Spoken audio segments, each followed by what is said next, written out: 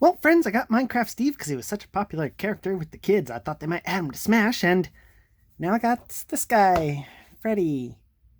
Oh god, I hope he doesn't get into Smash now.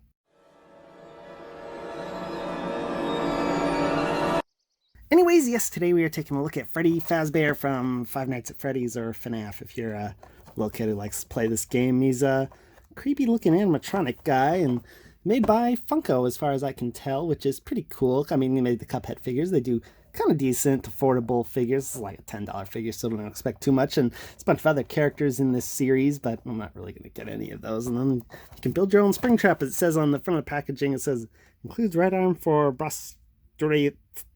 Oh, spring trap, right there, obviously. Anyways, packaging's kind of creepy.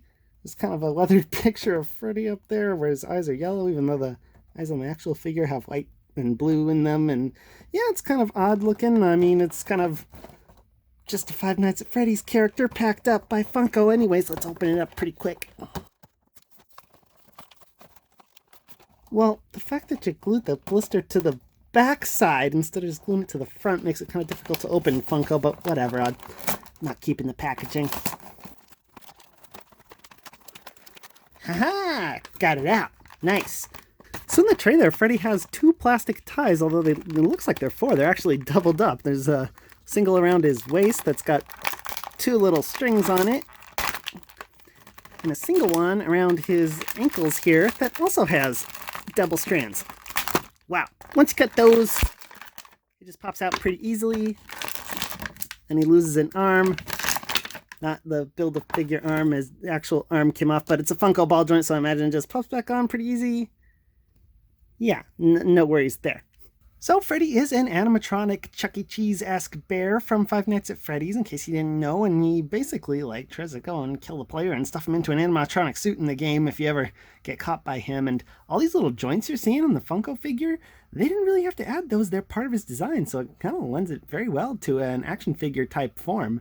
Though in the actual model used in the game, the eyes seem like a lot more recessed, and there's also a lot more black around them, but I mean, they got some black around here, and they're a little recessed on the figure, so it's not a big deal. I mean, they seem to have the other details just right. I mean, I couldn't really tell there was this band on the hat in the game. I mean, it's kind of a dark-looking game, but I don't think it's supposed to be there. I think the hat's just like a flat, smooth surface until it gets to the rim here. Then they add these little joints, which are on the model in the game, but they aren't articulated on the figure, even though it's the perfect chance to do a little hinge in there. I mean, on these joints in here are all in the game too, and sometimes it looks like he has some of his joints poking through the hand, but they didn't do that. But I mean, I guess, whatever. This is supposed to be how he normally appears, which they're not supposed to have any damage on the fabric of the animatronic character, whatever. I mean, this joint's also in the actual game. It's not an actual joint on the figure. It's just how he's supposed to look. And then my big issue with the paint, I guess, would be the palms are just unpainted. I mean, everywhere that's supposed to be a different shade of brown, they got correct, the little muzzle here and the insides of the ears and the tummy, but they didn't really bother with the inside of the hands there, I guess.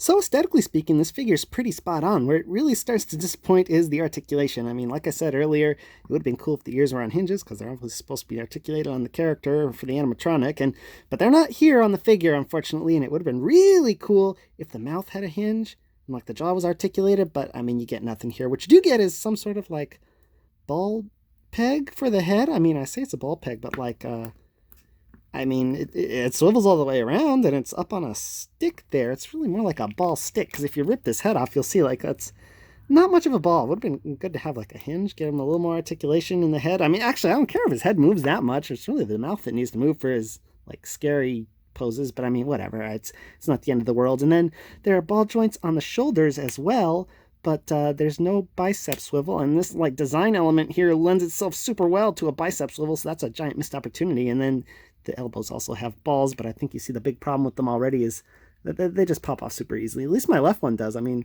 the right one hasn't popped off unintentionally on me yet, but I mean, you can see how easily it just clicks in, clicks out there. And then the wrists are, I guess, on ball joints, but they're kind of ball joints like the head, they're not really going anywhere. At least they don't pop off super easy like the elbows and the shoulders do up there, but I mean, they're basically swivels more or less. And there's no torso articulation at all, which is disappointing because, like, this is totally meant to be like a joint on the actual character, and it would have been great for the figure to at least swivel there or something, Funko, but I mean, whatever. You get what you pay for, and you don't pay for much with these figures. But I mean, I've seen Funko do better quality stuff with, like, their Cuphead figures, so I mean, it's kind of disappointing how they chose to implement the articulation so cheaply. Anyways, ball joints on the hips have the same issue as the elbows, pretty much. I mean, but worse, kind of, if you think about it, because they get less range. I mean, like, this is how far and back, forward and back they go. I mean, I guess he can go out to the sides a little bit more, but I mean, it doesn't even swivel that much. I mean, this is very limited in its functionality. And then the knees are even worse, because look at the ball joints and, like, well, they're not worse. I guess they get more range. They like bend a little bit more, but they're more disappointing because look at that kneecap. Isn't that perfect for a double joint right there? And they just, I mean, they missed opportunity at the ears, the mouth, the torso at the waist there, and now at the knees too. And then let's talk about the ankles. There are none. So articulation on this guy is, well, it's very disappointing, but I mean, it could be worse, I guess. No, it couldn't really be worse. I mean, what am I talking about here? It's a $10 figure. I didn't expect much, but I mean, for it to just fall apart is kind of like cheap. I know it's a cheap figure, but it's still cheap, Funko. Anyways, for accessories, Freddy gets this Build-A-Figure piece, the right arm for Springtrap. I don't know who that is, but I know that this has a cheap articulation, the same as Freddy, and I'm not going to build him, so it's going in the trash. Then he gets his microphone, because he is the lead singer of the Chubby Cheese-esque band, and fits in his hand pretty nicely. I think it fits in either one, because they have the same exact sculpt, except it's mirrored left and right, obviously. Yeah, it fits on the left hand fine, too. Pretty simple on the details, but this is how it looked in the game, more or less, so no real issues with the microphone. It's kind of be a shame if they didn't include it, which I wouldn't put past Funko, but, like, I mean, it's there, so we're good on accessories. I'm pretty satisfied. I don't want any more, really. Time to check out the scale! Freddy stands about 5.5 inches, which is 14 centimeters tall. Here he is with DCUC Batman, Marvel Legends, Spider-Man, so you get an idea of how he stacks up with 6-inch superhero scale figures. And now here he is with the real reason I bought him, so you can see how he stacks up with other gaming icons in Super Smash Bros. Like Super Mario from World of Nintendo by Jax, and Cuphead from Funko, and Sonic from Jazzwares, and God, I hope this doesn't happen in Smash Bros. But hey, if Minecraft Steve can get in, anybody can get in, right? And now here he is with the real Freddy. Welcome to prime time! So should you ultimately get the Freddy Fazbear figure from Funko Friends?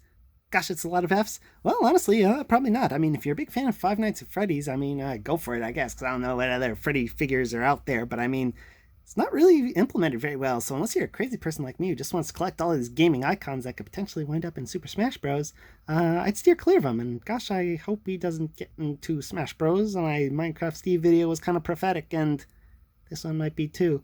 But I mean, hey, he's kind of a gaming icon, right? I mean, yeah. That's a reason to get him.